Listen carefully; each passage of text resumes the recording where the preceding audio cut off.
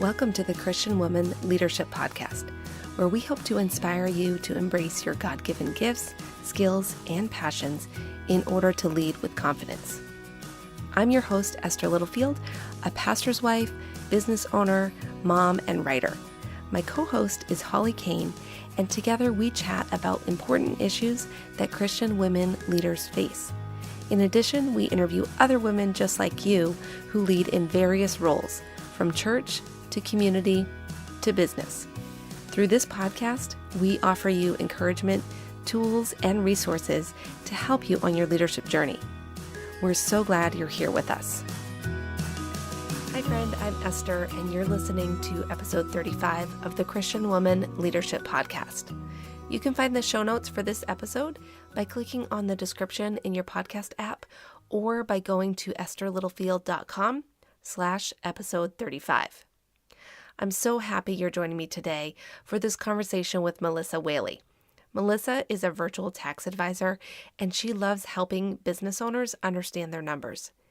In this conversation, you're going to hear Melissa share her leadership journey, which includes some challenging experiences and being hurt through a church split.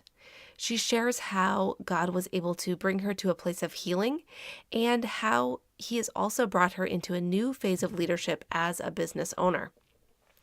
One of my biggest takeaways from this conversation is how Melissa was willing to work through the pain of being hurt in church and how she's now back in a church body today. This was not an overnight process, and she shares some of the things she did to heal from the pain. Another takeaway is how passionate Melissa is about incorporating her faith into her business, which she now runs from home.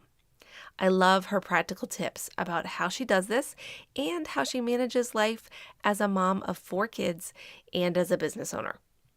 Melissa also shares her favorite tool that has helped her understand herself and work with her clients. So if you've ever struggled with being hurt in ministry, or if you wonder how to incorporate your faith into your business that's not necessarily a faith-based business, then this episode is for you. Take a listen now. Hi, I'm your host, Esther Littlefield, and I am here today with our guest, Melissa Whaley. And Melissa, I'm so excited to have you on the podcast today. Welcome. Thank you, Esther. I'm so excited to be here with you. This is going to be fun. Awesome. Good. So why don't you start just by sharing a little bit about yourself and what you do? Awesome. So I'm Melissa Whaley. I am a virtual tax advisor for business owners, and I have been married for almost 11 years to my husband, and we have 4 awesome kids together, and we live in the desert part of Southern California. So not near the beach, not where it's traditionally pretty, but we've got some cool mountains and it gets hot in the summer. Oh, nice. I think I've been to that area a little bit, but I prefer the ocean. So yeah, me too. I grew up near the ocean, so I just try to sneak that direction as often as possible. Awesome. Okay. So Melissa, can you start by telling us about your leadership journey and the different ways that you've experienced leadership in your life? Absolutely. So it's been a fun journey. So I actually started out, I grew up mostly in the church, and I started out as, the youth leadership team and helping with the worship team and giving, devotions and things at youth group. And that was kind of really where things began. And then I decided to go to Bible college, and my original major was music, and that was a flop. Partially because I'm lazy, and when it came to the demands of practice and learning music theory and all that stuff, just did not go very well. So I switched to being a religion major, and my focus was youth ministry because I thought, I love youth group. That's my favorite thing. So I actually graduated with a degree in youth ministry and worked as a youth leader in different capacities while I was in college, met my husband in college. And so we got married literally the weekend after college graduation. We did not waste any time. My husband and I were, I think, a month after graduation. So we gave it a Yes. little more time, but yeah, I I understand. think I think I got mixed up because I thought graduation was a week earlier and then they pushed it back. So, but it Wow. kind of worked out because my mom was able to come down, go to our graduation, and then we had a week to get all the wedding stuff ready and do the weddings. There you go. Yeah, she didn't have to go back and forth. But yeah, so we got married and we stayed in Southern California for a little while, and that was an interesting time because it was right at 2008, the economic crash. There were no jobs. We were newlyweds. We were living off what was left of my savings account that my parents had, built up for college and such. Yeah. And but we made it work. We worked odd jobs, and then a year after we got married, we moved up back in with my parents, and I was very pregnant with baby number one. So we were living with my parents, about to have a baby, trying to figure out jobs. And I found a job posting for H&R Block tax school. And I was like, well, that sounds interesting.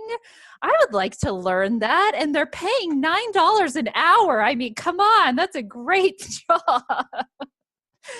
So I started down that path of tax school, and my husband was working as a tutor and going back to grad school so he could get his teaching credential. And in that time, we also reconnected with the church that I grew up in, and they had gone through a lot of transition, like pastor turnover, and my parents had been in that church a long time and felt a lot of ownership over it. And so they had lots of opinions over on the leaders and the pastors.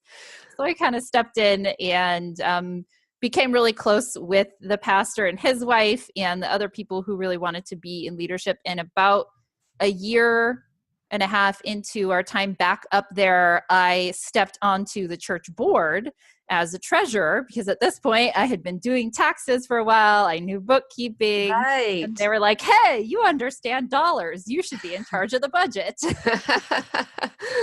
There you go. Yeah, I served in that capacity as treasurer on the church for about 3 years, I want to say. Yep. And I've grew up and have been a part of a denomination called the Assemblies of God. So it's very women forward. Women can be pastors, women can be ordained. So that was the understanding I grew up in. And I was like, I'm going to be a woman pastor. I can be on the board. I can do whatever I want. My opinions of that have shifted a little bit as I've gotten older. But yeah, so that's where we were. And we were there for about 3.5 years. And then our church actually ended up splitting.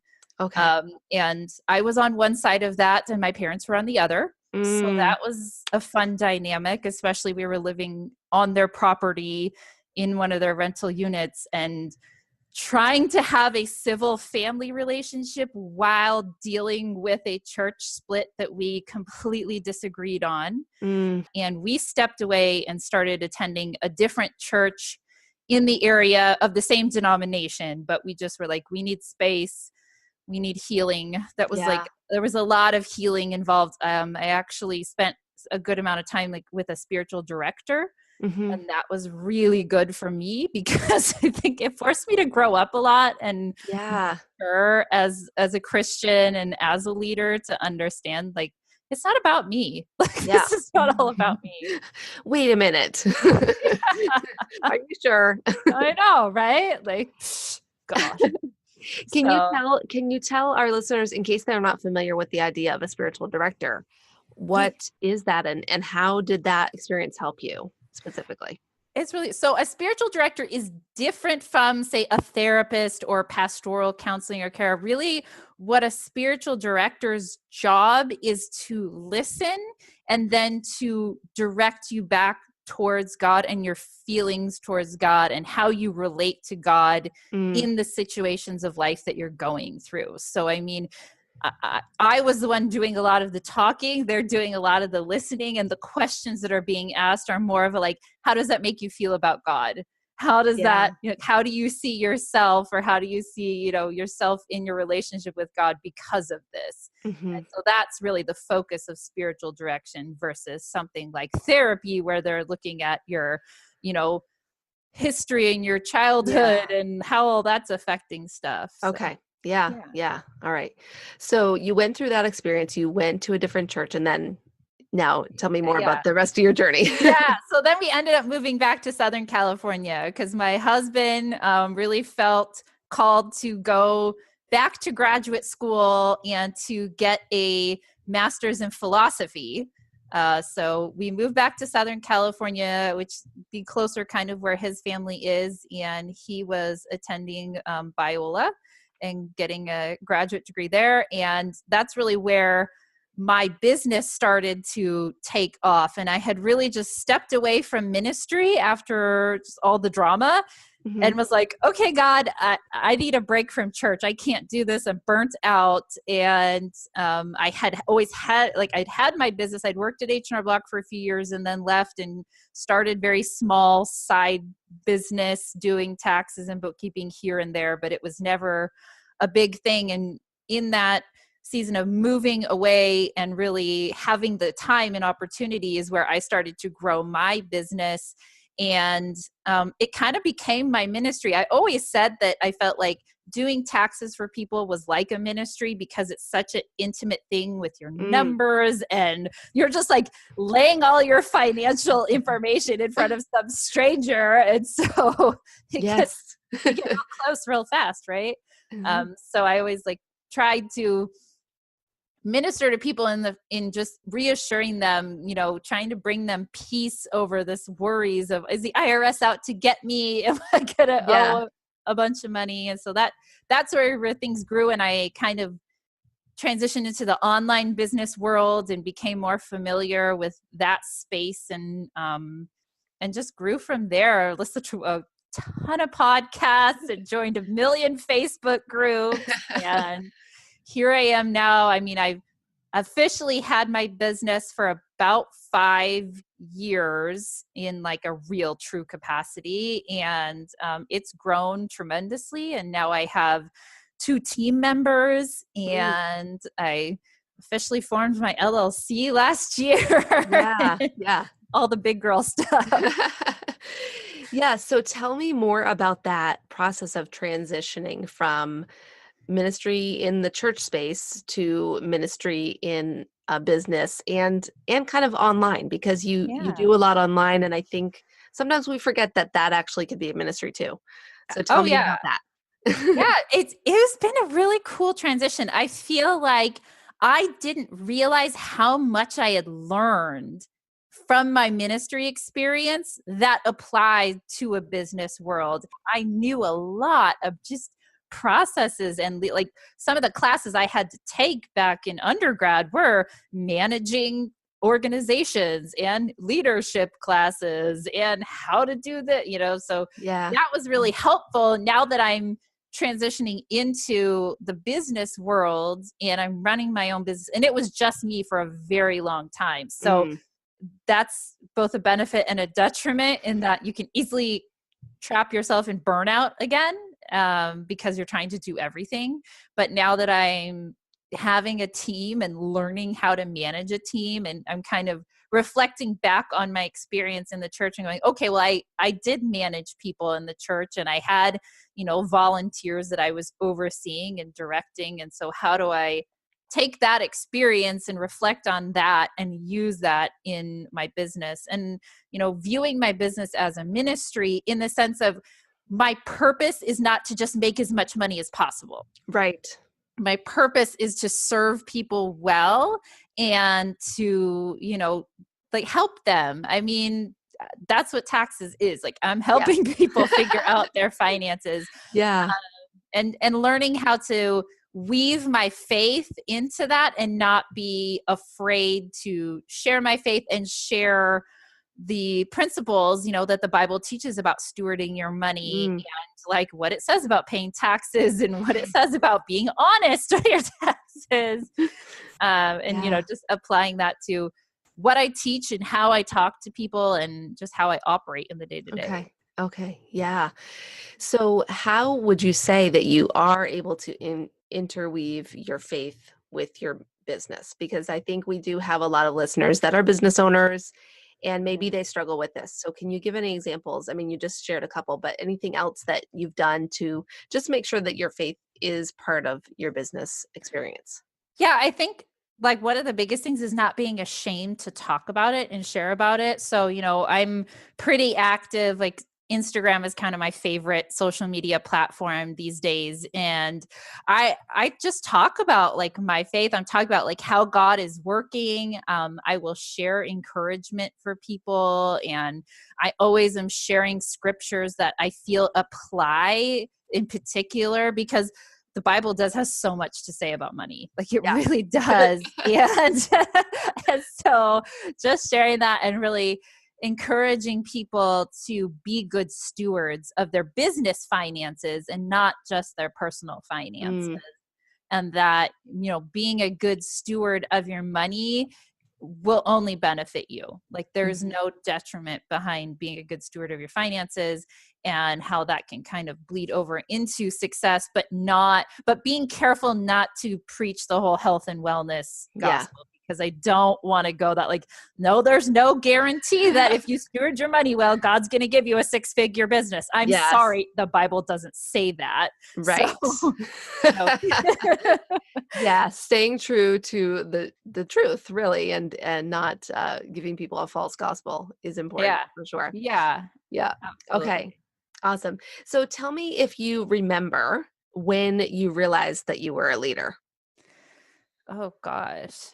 I see it's funny because like I knew I had leadership positions, but that's different than realizing that God had placed you in like as a leader. He's Yeah. called you up to being leader and I think it probably didn't really fully click until I was in that board position on the church, and even more so after I left the church and have been, growing my business and just becoming more of an influencer over other business owners and kind of sharing things with them because I knew my leadership role, I had a defined role. And I think that was something I struggled with for a long time was wanting that title, wanting that position, feeling like I needed that title to feel whole or complete and that Mm, I was somehow lacking if I didn't have that position or title. And I remember our church used to do kind of like a volunteer appreciation banquet every year, and they would give out an award for the top volunteer. And the first year that they did it, and I didn't get that like award, I was pissed. Like I spent my life at this building, and Oh, that was a total like check on my heart, going, "Whoa, something is not right here." yeah. If I feel like I need to be rewarded, like that's the opposite of what God says our heart should be. So yeah, Mm, now stepping into a different leadership role in the business world, and really, I mean, I'm leading my team internally, but leading people externally by being a teacher and um, being able to use the term influencer where I'm sharing a lot on social media and people are seeing what I'm saying and learning from it. Like that has been a different feeling, and I feel less entitled to the position and a lot more right. humility over it. And part of that is probably just my own like spiritual maturity as I've gotten older and experienced in Yeah. life. So Yeah, yeah, I think that does come with with time, and yeah, that truly leadership is really meant to be coming from a place of humility. So yeah. it works much better when you're humble as a leader Yes, it than does. when you're prideful and entitled. So Yes, it does. people kind of don't always enjoy the prideful leader. So No. so I'm curious to know if you would have a particular definition or how you define leadership, what it looks like for you in your life. I think that the definition of leadership is a lot more simple than what a lot of people will put on it. And for me, like, you're a leader if someone else is watching. So ultimately, we're all leaders in some capacity. Even if we're just stay-at-home moms, we're leaders because our kids are watching us and they're Mm-hmm. following our example. And so, even back when I was a teenager and leading in the youth group, I was the person singing the worship song. So people were watching me and seeing, how is she acting? How is she, talking? Because I'm going to follow that example. So really, if you have other people watching and following your example, you're a leader. Yeah. So true. So true. And that comes with a lot of responsibility if you think about Yeah, it. absolutely. So, yeah. A lot of us feel like, oh, I don't have the skills to be a leader. It's like, no, God has equipped you and he is capable, like, read the Bible. He's capable of using anybody, Yes. as we are well aware of some interesting characters that God uses in the Bible. So, Yeah. he can use you and he can equip you to lead, whether it is in a small or a large capacity in our mind. Yeah, exactly, exactly. So speaking of that, one of the things that helps us as leaders is having a mentor. So have you had any mentors? And if so, how have they impacted your leadership?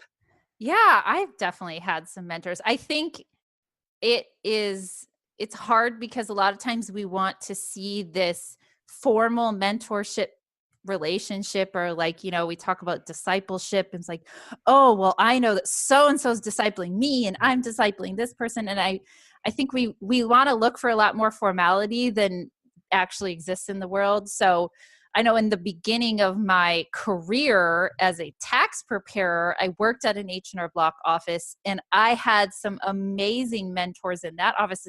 I was lucky. There were 3 tax preparers in that office that had been doing it for over 10 years and really just took me under their wing and trained me on how to do stuff that was way more advanced than I should have been doing at my, years of experience, but they saw the potential in me. And that really encouraged me to know that I could go out and do this on my own.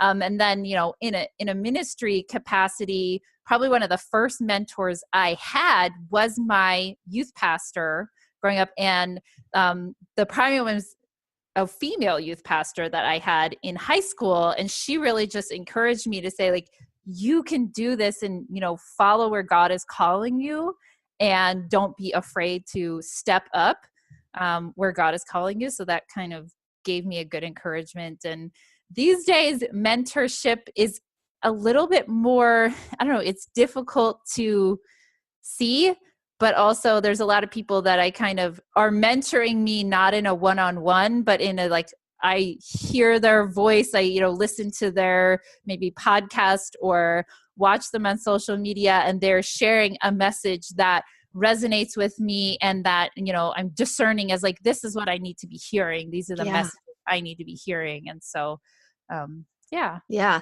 I totally agree that I think, and we talked about this on the episode with Lisa Pulliam about mentoring. She Oh, I actually love shared her. very similar message of what you just said, is that a lot of times it's not a really official formal situation for mentoring. And I know for me, it's the same thing. I have mentors that don't know that they're my mentors. Yes.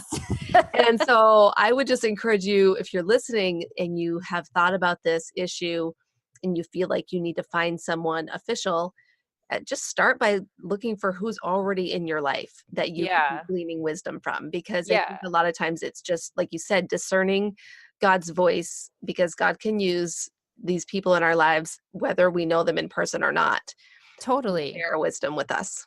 Yeah, exactly. So, look around and see who am I already going to for advice, like locally in person. Like, I do have, our pastor's wife is a great friend of mine, and she's older than me, and we have these amazing conversations. And the other thing is, just because someone is mentoring you doesn't mean it's a one-way relationship. Like, there are days where we'll have a conversation and she will pour all this amazing stuff into me, and then she'll be like, Melissa, I am struggling with this, and I can pour back into Yeah. her. And so, it's not like a one-way street with Yeah. mentorship. It's true. It's true. I think we can learn from other people, even when they're younger than us. It's totally Yes. good. It's true. Yeah. Yeah. So, okay. So you mentioned your pastor's wife now. So I'm curious if we can go back to something you shared at the beginning with the Yeah. struggle of going through the church split and, feeling the pain of that experience and the conflict. How have you been able to process through that and get into a place where now you're involved in a church and you are, I'm Yeah. assuming Yeah. here, but I think, I Yeah. mean, we've talked about it a little bit that you are enjoying that and that it's a healthy experience for you. Yeah, it took a lot of time when we left the church that split, and we were attending another church for a year before we moved, and we had relationships there, and we were pretty like good relationship with the pastors and his wife, and but there was always kind of this reservation. It took me a long time to feel like I could trust people again in opening up to deeper levels. Like we Yeah. could all be friends, and we had other families from the church that came to that same church with us. So I had those people that they knew they'd been through the experience, so we could talk a little bit deeper about it. Yeah. The After we moved back to Southern California, I mean, it took us a while to find a church group that we could connect with, and I did not want to go to a traditional Sunday morning church for quite a while. I was just like, I'm over it. I don't want to do programs. I don't want to do Sunday morning. I don't want to put on the face. And Mm. so we were actually a part of more of a house church group. And that was really good for me, just to have those relationships and have all of the facades off the table. We didn't have to pretend with each other. Yeah. And now we're kind of back in more of a traditional type church. And it's still like I have good relationships with people in the church. And there are still seasons where I struggle to want to go on Sunday morning, Mhm. but I also know that this is where God has called me right now, and I need to trust him and kind of be obedient. I think that's that's a word we don't talk about a lot in Christianity, is obedience, rather than, well, what makes me feel good? Yes.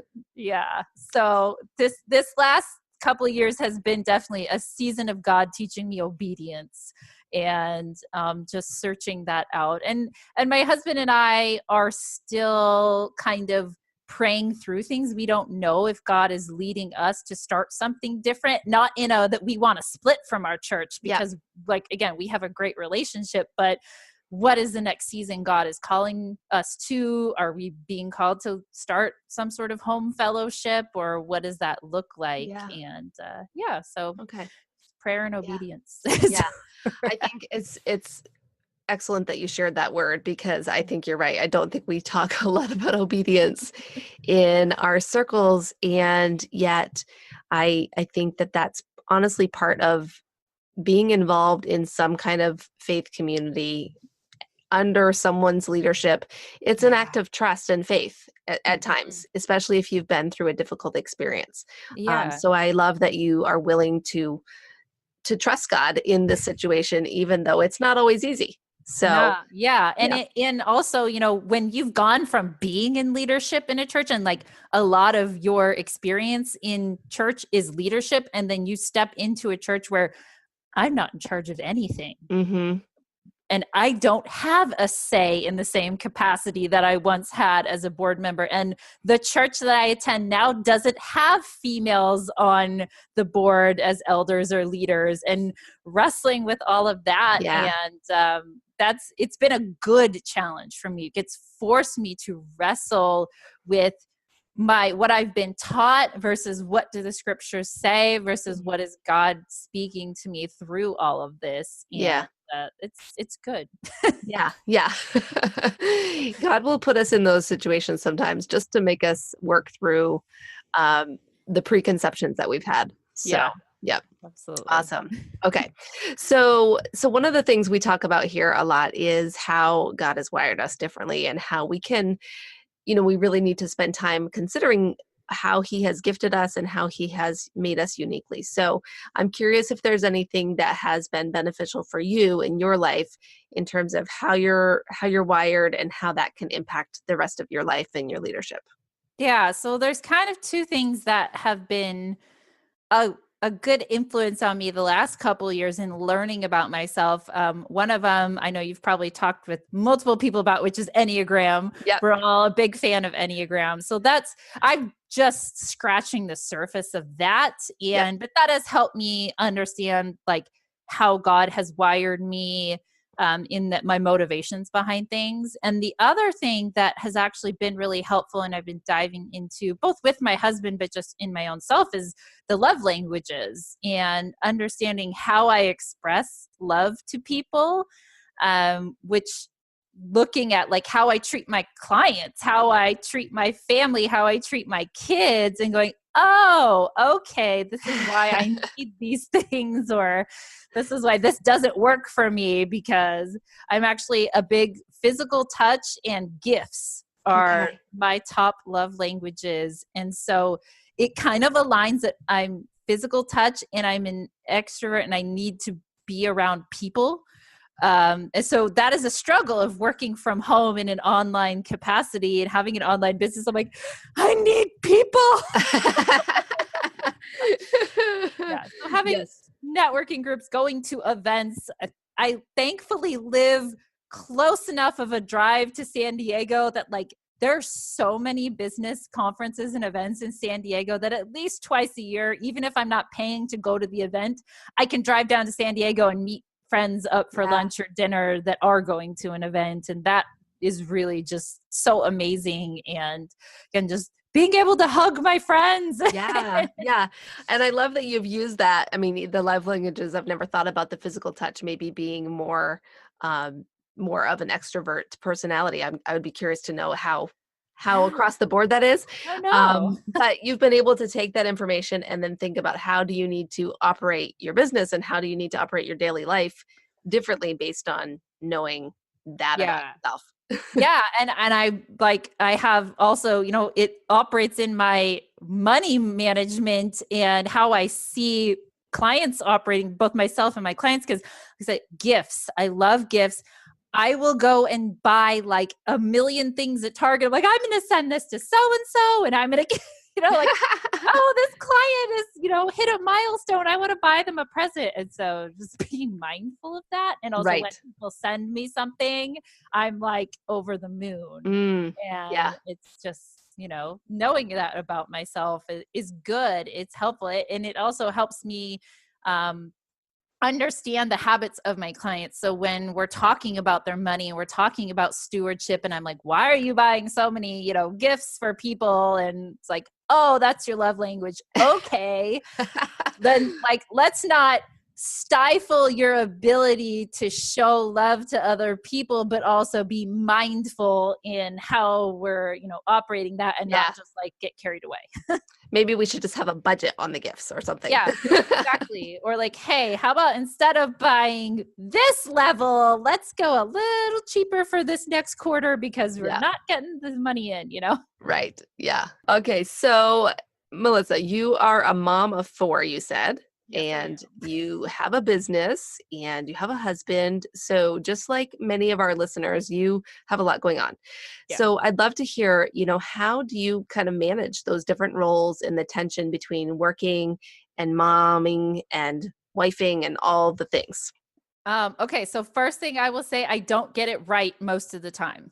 So let's just set that expectation. I feel like so many of us like especially moms, like we're listening to these podcasts and we're seeing these people and we're seeing the social media version of them and we're going, "Oh, they have it all together. Why don't I have it all together?" Like, let's be real. I was in a ball on the couch last night in tears because I felt overwhelmed. But Hmm. part of that was because I tried to hire a new babysitter this week, so I had extra days of help, and she didn't show up.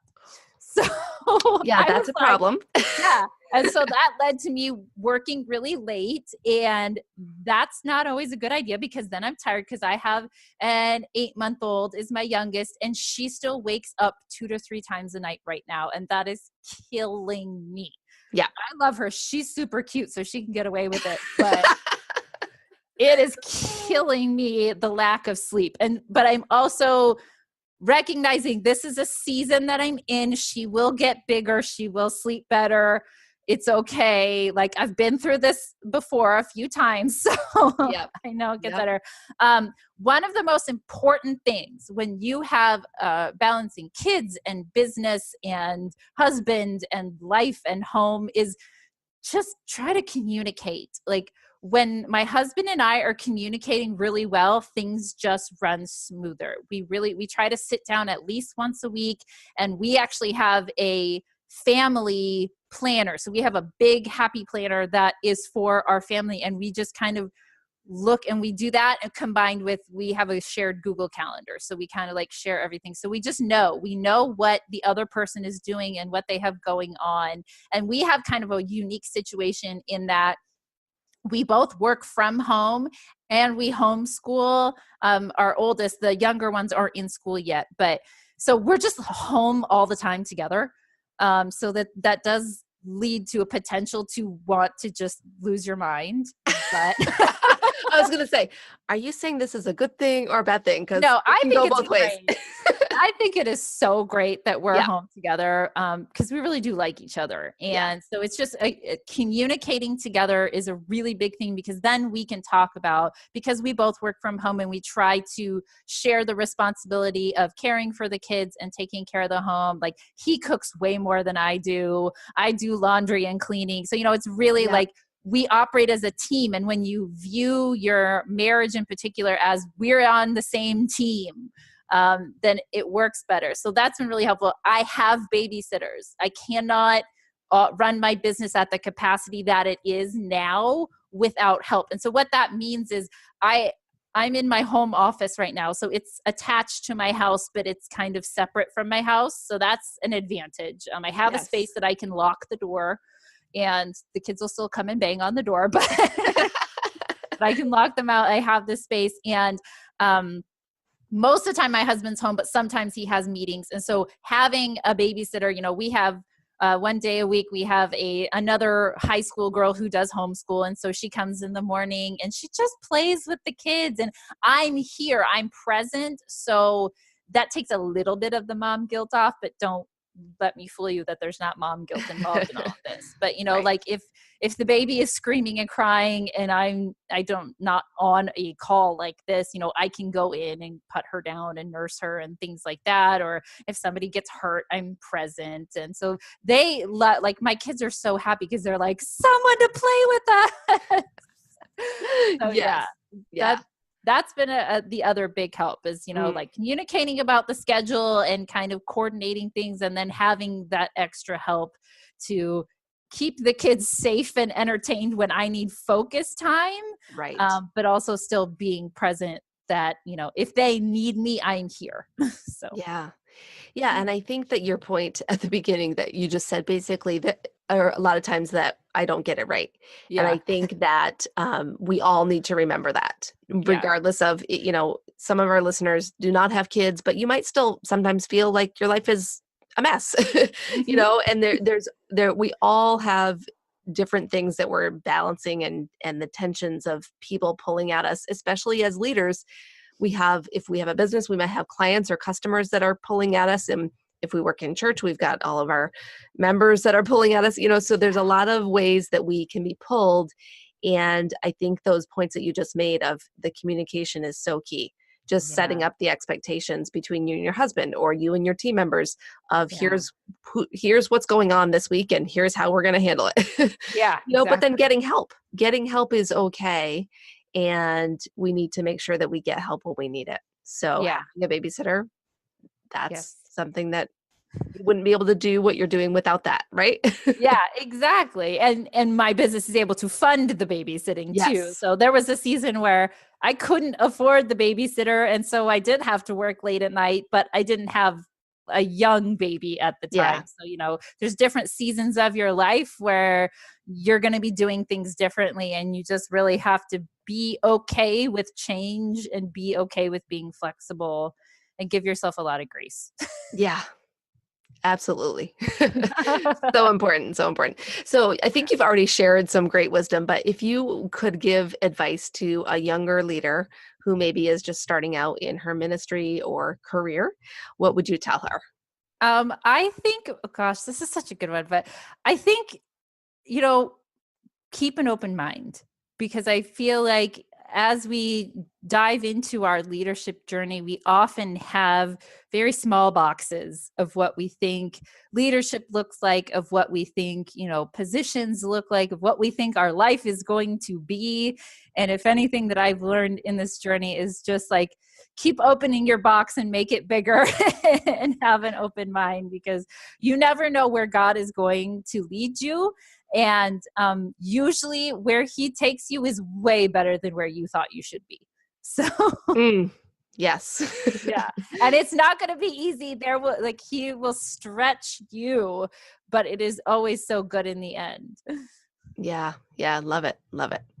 Okay, so to wrap us up, we end our conversation talking about the fact that leaders are learners and that we always can be learning new things. So, what is your favorite method of learning? I have to say audiobooks have been my favorite as of late, especially with young kids. I am a huge fan of the Bluetooth earbud, and I will have my phone in my pocket and my Bluetooth earbud, and I will be listening to books, because trying to sit down and read, whether it's a physical book or a Kindle book, tends to I get pulled away really easily. So I can do laundry and listen to a book or maybe a podcast, but audio is the best way for me right now in the season I'm in. Yes, yes, it's such a wonderful, wonderful tool that we have access to. Yeah. So, what is one thing that you've been listening to lately that might benefit our listeners? Some One of the things that I've listened to, or a author that I have listened to over the last year, has been Brene Brown. And I especially Daring Greatly and Rising Strong were the two books. So those are not her newest books, but those two books actually, even though they're not written from a Christian perspective, they taught me a lot about God and how God has created me, and also how the enemy uses things like shame to mess with us Yeah. and fill our heads with all sorts of lies about who we Yeah. are and who God created us to be. And so learning tactics to combat that shame, on a practical level, combining that with, things that scriptures teaches us about spiritual warfare and coming against the enemy, like it just Mm, marries yeah. perfectly. So And it's so funny how sometimes these books that, like you said, are not written from a Christian perspective per se, can yeah. still be completely sharing biblical principles. Yeah, it's so So you can take that and recognize the truth when you're reading it. So yeah, absolutely. Yeah. awesome. Okay. So, Melissa, I want to thank you for being on the podcast, taking your time out of your busy schedule and your kiddos and the lack of sleep that you have right now. I completely, yeah, it's hard. Yeah. When you're not getting sleep, it's very hard. It is. So, as we wrap up, I'd love for you to share what the best way for people to connect with you is if they want to know more about you and your business.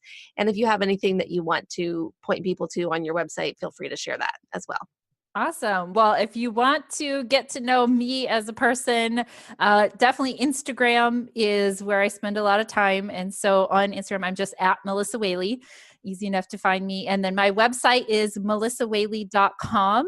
And I know we're kind of going into my busy time of year, which is tax season. So if people have questions about taxes and if they have a business and want some help with that, there's information on my website. And I even have a tax deduction guide that you guys can get on there to kind of help you start to get organized for your taxes. Going, what can I deduct? I have no idea. So that's on Awesome. there. So you can Okay. get that. Yeah, Yeah. and I'm not sure exactly when this will air, but hopefully it'll be in time for that. But even Yeah. if this is after tax season, you should still go check out Melissa's website and be prepared because don't be like me. Don't wait until April 13th to get everything ready. No, and I work with people all year round. So if Yeah. no matter what time of year it is, it's not too late or too early to ask for help. Yes, exactly. Awesome. Well, thanks again, Melissa, for being on the podcast, and we appreciate your time. Yes, thanks, Esther. This has been a great conversation. Thanks for joining us on the Christian Woman Leadership Podcast. If you enjoyed this conversation, make sure you subscribe so you don't miss a future episode. We look forward to chatting with you next week. And don't forget, your leadership matters, and it's time for you to embrace your gifts and lead with confidence.